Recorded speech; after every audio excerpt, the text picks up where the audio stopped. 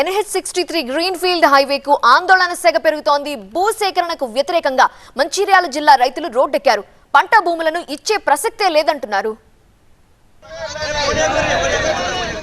National highway 63 alignment మార్పును వ్యతిరేకిస్తూ మంచిర్యాల జిల్లా రైతుల ఆందోళన ఉధృతమవుతోంది. హైవే నిర్మాణం కోసం తమ జీవితాలను పణంగా పెట్టొద్దని రైతులు రోడ్డుకెక్కారు.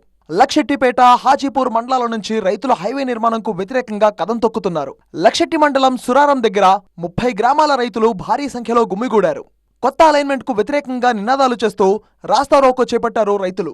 రైతుల ఆందోళనతో హైవేపై భారీగా ట్రాఫిక్ స్తంభించింది. గతంలో ఎల్లంపల్లి ప్రాజెక్టు కోసం భూములు కోల్పోయాం.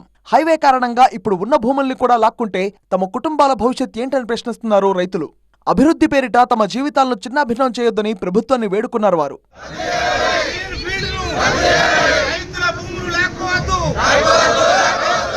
రైతుల ఆందోళనతో హైవేపై వాహనాల రాకపోకలు ఆగిపోయాయి. పోలీసులు రంగంలోకి దిగారు. రైతులకు నచ్చజెప్పే ప్రయత్నం చేశారు. కానీ రైతులు వినలేదు. కలెక్టర్, ఆర్డీఓ రావాలి, తమ సమస్యలను పరిష్కరించాలి, స్పష్టమైన హామీ ఇవ్వాలని డిమాండ్ చేశారు రైతులు.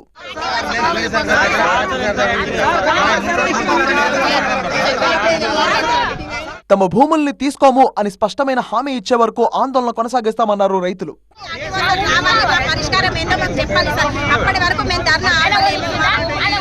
పరిహారం వద్దు, తమకు తమ పంట భూములే ముఖ్యమన్నారు రైతులు. ప్రభుత్వం సానుకూలంగా స్పందిస్తుందని ఆశాభావం వ్యక్తం చేశారు.